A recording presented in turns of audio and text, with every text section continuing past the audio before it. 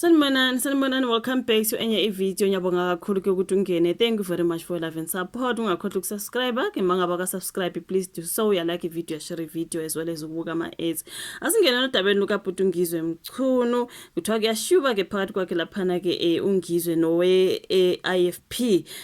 that is Inkatha Freedom Party. Okay, so kukhona ke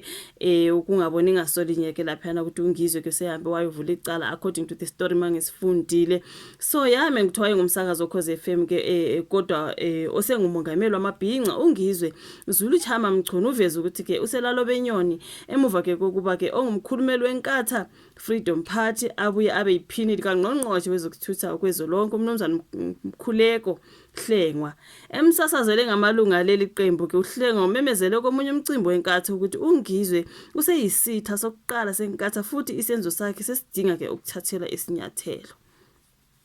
Ingakho nje Ungizwe inkosi yami sehlalele ovalweni ukuthi useyisitha ke laphana manje ke angazi khona abamdingayo mangifunda kunzima ke bafethu Mnumzane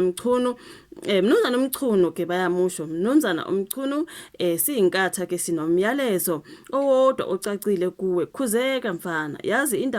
indawo yakho nemithetho yezwe kusho ke uHlengwa lo mholi ukhulume kanje emuva kokuba Ungizwe sekukaningi ehlasela leli qembu nabaholi bala bathize ebachapha nangenhlambe ezinkundleni zokuxhumana uyeyeni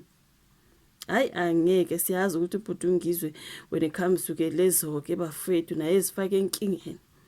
ekhuluma ke kuIngizwe online Ungizwe uthe yilezi zinsongo ke neminye imiyalezo ke ayitholile emenza ukuthi athukizanya ke aze avulele uHlengwa icala lokumsabisa. So now he has opened a case against this man uHlengwa ke. Ukhulumela amaphoyisa kwaZulu Natal uConstable Thenjiswa Ngcobo uthe amaphoyisa aseDurban North eThekwini aphenya icala lokusabisa kulandela isigameko okusola ukuthi kunendoda eyasatshiswa umuntu oyaziyo ke ngoJune 29 emhlanga kuwo lonyaka. Ungizwe uthe usehlasele kaningi emzini yakubo nakwakhe uqobo uqhubeka wathi uqale wafonelwa umkakhe emazisa ukuthi kwakhe kufika abantu abazibize ngamaphoyisa behamba ngemoto eyipholo. Hey mina ngavele ngiyezwa ukuthi apholo ke ngiyethuka kuningi emapholweni hayi ngiyaxolisa kwabahamba ngamapholo bafethu like honestly sekufike ipholo ke efuna Ungizwe hey ngiphinde ngafonela umshana wami komunye umuzi wakithi ethi kufike imoto eyiAlmera uthe kwehle abantu ababili kwathi abanye basale emotweni uthe bafike bangibuza amaqede bathi ngiyohamba ngisinda hey hayi ngeke Ungizwe ke uthe ziningi izinsongo azitholile ngemiyalezo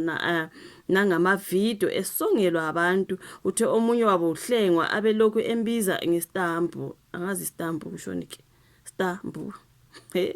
uthe ingakho ethatha isinqumo sokumvulela icala uHlengwa ngoba wafunga ukuthi uzovikela amalungu omphakathi kodwa sekunguye osemsasazela ke ngamalungu eIFP allegedly because konke lokhu ngikufunde ephepheniso lezwe kungathi uphilile uthe hayi ngeke bafethu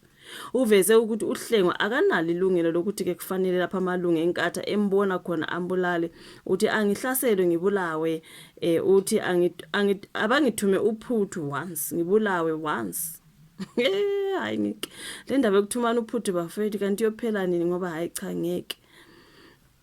luyagoqozwa olwami uphuthu kusho Ungizwe ukuthi namalungu eNkatha akadinga wagcina amatasatasa afunana noNgizwe utheke omxakayo ukuthi yena uyayithanda iNkatha ngoba wakhuliswa ngayo wafundiswa ngayo wafundiswa iyona nangamasiko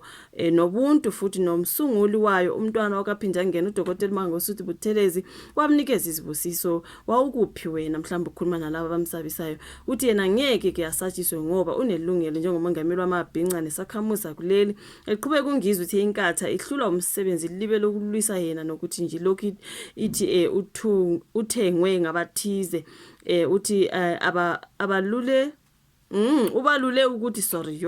ayiphilile fundi isizulu ubalule ukuthi inqwaba ke yemikhandlo engaphansi kwabaholi beNkatha engasenamali abale kuyo iJozini uMhlathuze iZululand uThukela eNewcastle umthonjaneni nowasemajuba ke izamo yokuthola ke ukuphawula uKaHlengwa ayiphumelelanga into ekanjalo ukuthiwa ke basabisa Ungizwe Mchunu allegedly ngizobhala allegedly omkhulu ngoba hayi ngeke bafethi into lezi ezinokusatshiswa phakathi nedrama yonke ye politics and all that kuzobe songathi yime ngishilwa So udaba likaBhuti uNgizwe Mchunu ukuthi wayevula icala ngoba bayamsabisa bamfuna phansi wafonela unkosikazi wakhe esho ukuthi kufika imoto yePholo wazofonelwa ke umshana wakhe naye esho ukuthi hey malume ngapha ke kufika abantu abakufunayo into ekanjalo kuyacaca ukuthi bamfuna phansi naphezulu so angazi bafethu. Hayi kunzima udaba kolubhalwe lapha phansi bafethu ephepheniso lezi ngiyabonga kakhulu ukuthi ibuka ivideo ulike usubscribe bese uyashuvula ka comment section bese siyaphinda sihlangane kwenye video ezolandela. Bye.